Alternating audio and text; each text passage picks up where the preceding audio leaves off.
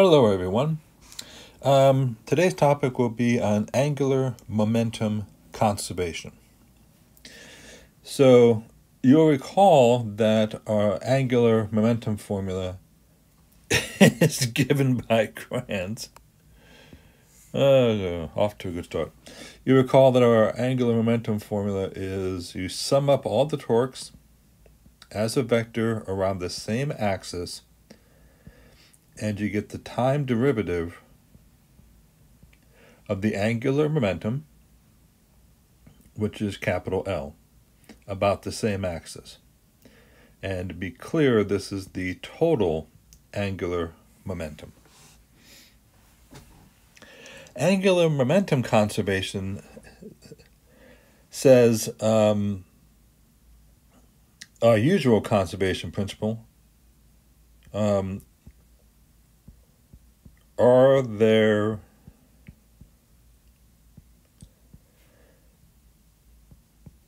external torques?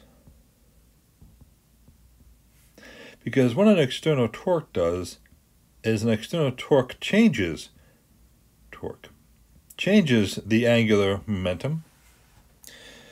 And that's what in this lecture we don't want to have happen. So the idea here is this entire side of the equation goes to zero. There are no external torques. So now we have to take the derivative of the time derivative of LAD total such that it equals zero. The only time d sub t, a derivative, will equal zero is if the operand, it's got a fancy word. Anyways, the thing that is taken the derivative of, simpler terms, is a constant. So by setting this to zero, we are making this a constant.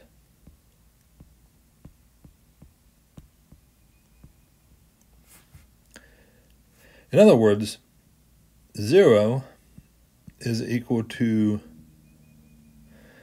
the change in the angular momentum total as a vector.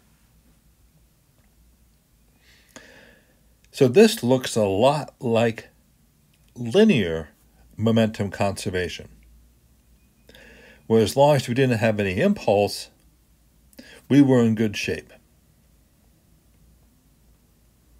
Likewise, we can take this delta LA total, set it equal to something like impulse, and really just have the main equation again.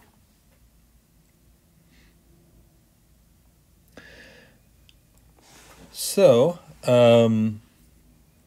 let's do the classic example of what this looks like. Nothing's going right. Okay, so let's switch over to just an example.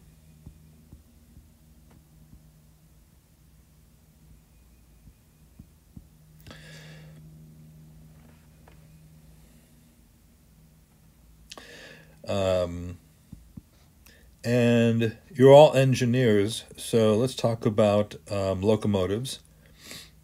And let's have a steam engine regulator.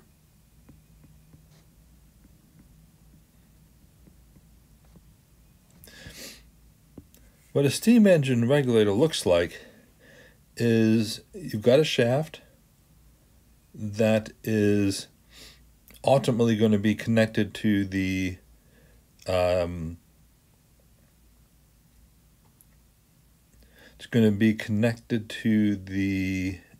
engine itself, so that we'll be able to get a rotation around it. And then it has equal masses on both sides, and they're tied to the same anchor points.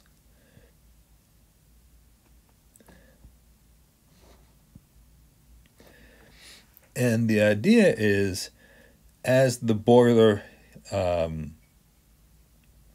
heats up, as the steam builds up, as a safety mechanism, you put a some kind of a valve down low. But we're going to ignore that and focus on this simple system. So the first question is, because Tom loves his crayons, are there external torques? Well, it could be friction along the rod, but let's assume the engineers have done their job and that's a well-greased piece of machinery, so there's no friction acting anywhere. And even if there was friction located at the points where these are free to move, the torque would be very small because it would be acting very close to the axis of rotation. So we're going to say right now that we've got no external torques. So what we do is we have delta L about an axis total, and we seem to have chosen our axis to be right down the middle of this bar. So we expand this so that we get the angular momentum total initial equals the angular momentum total final. So let's give this a some realistic numbers, that the angular speed at time 1 is something simple like, I don't know, 6.28. I think I've seen that number before someplace. And then the angular the angular velocity at some time later is shown to be, this one they're going to totally make up. Let's see, 24.1.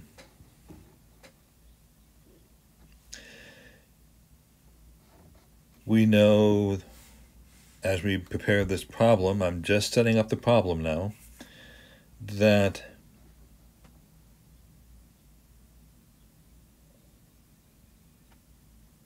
this radius r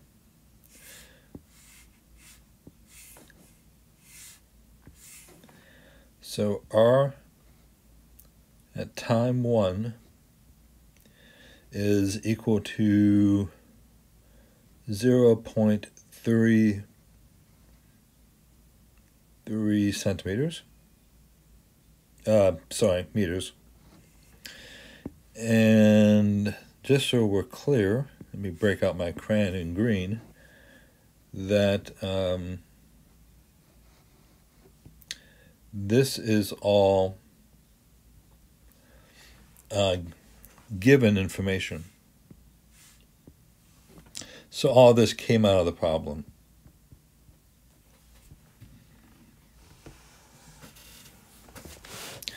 All right. So now that we have all that stuff, and we may need to add more, let's get back to the mathematics of the conservation of angular momentum. We're going to recall that the angular momentum total can be broken into the angular momentum center of mass plus the spin. And all of this is going to be initial, and that has to equal the final.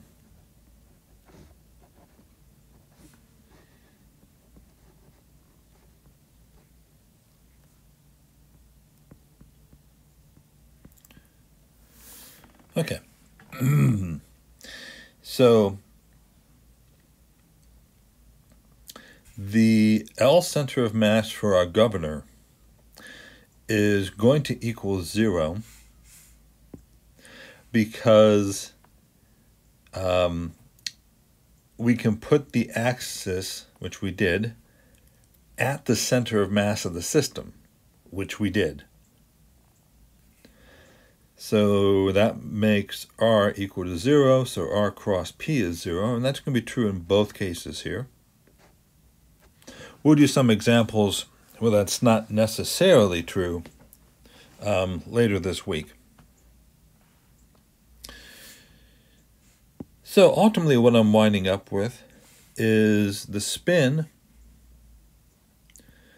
initial equals the spin final.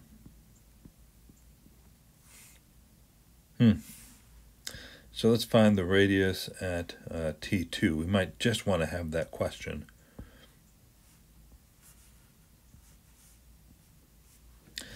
Okay. So this is going to be I1 at time 1. This is going to be I, the moment of inertia, time 2, and omega 2.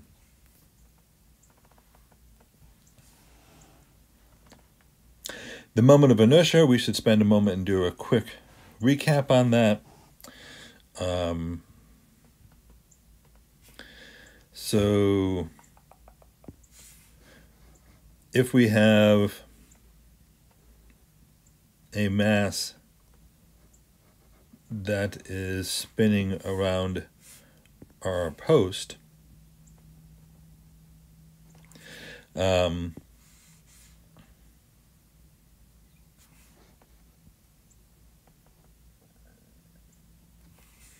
then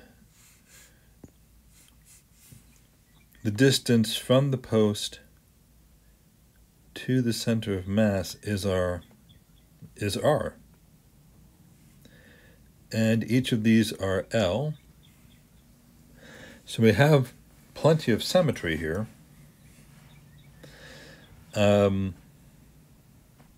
With these isosceles triangles.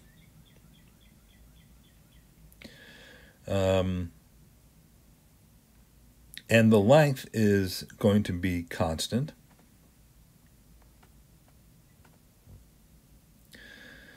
So if I define this angle to be theta,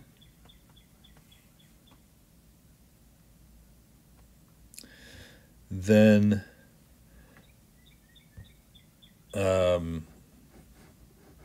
the full base of the triangle.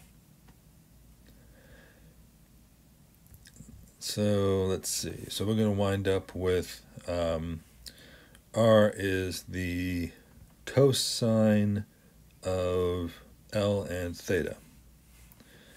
So big R equals the cosine L cosine no sine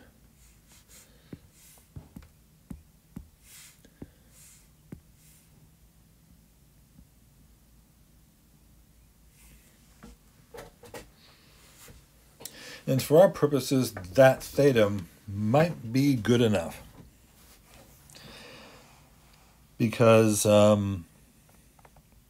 we now know that a location of R given something that should have been given in the problem statement. But let's roll with it. Since they want R, and we were given a initial R, this might just be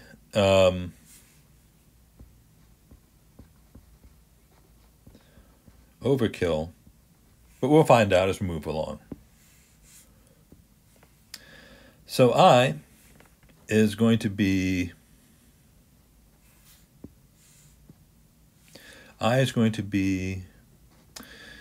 the mass of the first mass and the distance from the spinny bit squared. Let's call this left-hand side. And times omega 1 plus the mass r squared of the right-hand side. And that's going to be omega 1. And that's just going to equal the same thing over here with I2 and omega 2. But I wanted to clean up that the r squared is going to be the same, the masses are the same, the omegas are the same. So all this is equal to 2, the mass, the r squared, the omega squared, has to equal, and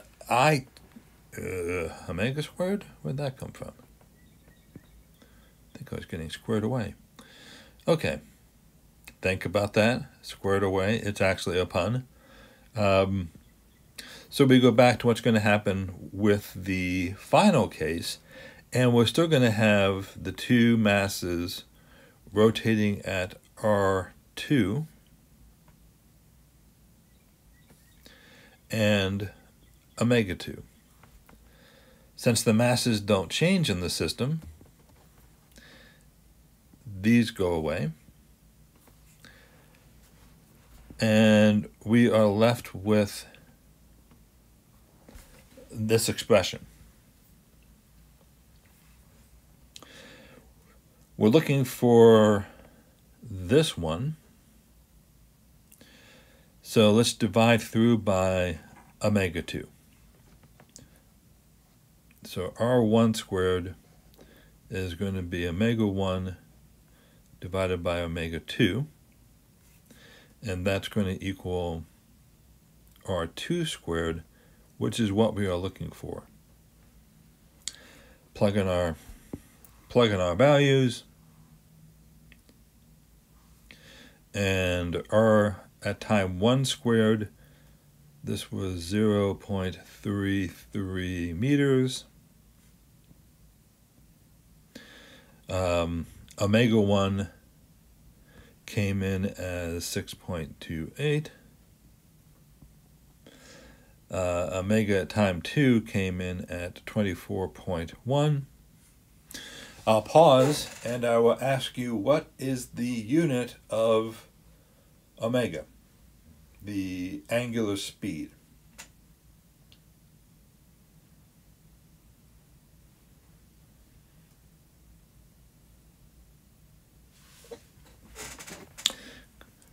For those out there who said it, yes, the speed is actually radians over seconds, because it's an angular determined by radians and seconds, so it's an angular velocity, radians per second.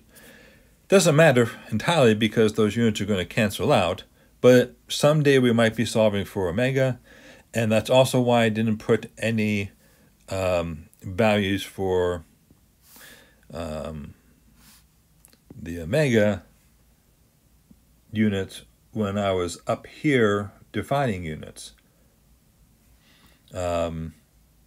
Because, I messed up. This is 1 over seconds. This is 1 over seconds. Okay. So we're back to setting this term then equal to R2 squared. And notice I keep forgetting the squares. That is such a common thing to do. I don't know why I'm drawing a line. So, yeah, I know what happens. So, I'll grab the calculator and I'll point out that the units are a real easy thing to deal with, because with the omegas canceling out, we're left with r squared equals meter squared, so it's almost a gimme as far as the units go.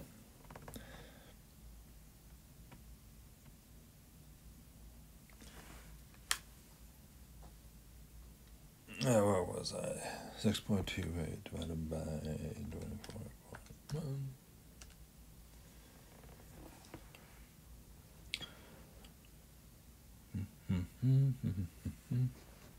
So this side says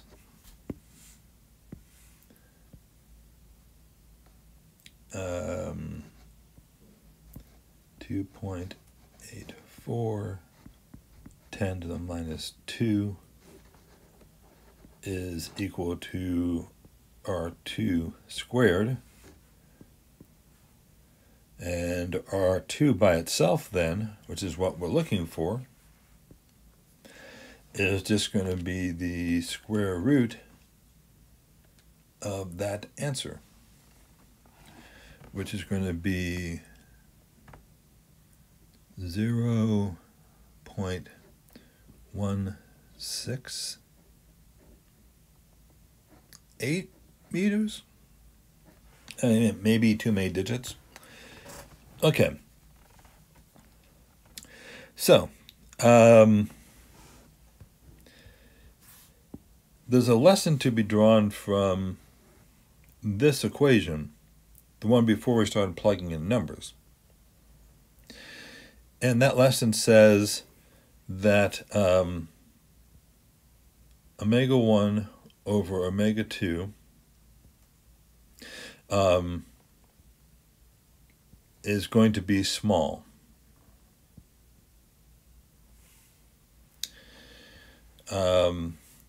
So that when I multiply it by a small value, like r squared, I'm going to wind up getting small, let me put the r in there, small squared. So we would expect the answer that R2 should be smaller than R1. And we have that. So what happens with a governor when it's spinning is the outside masses, these guys, as it spins faster and faster, are drawn towards the center. R gets smaller. Okay, so that's a quick example of what we mean by angular momentum conservation. We'll be looking at some collision problems because, momentum conservation kind of triggers the idea of collisions. But until the next lecture, keep reading the book. Keep looking at the homework, which I moved to next Monday's exam, so you can redo the problems you didn't understand very well. And yeah, keep safe out there.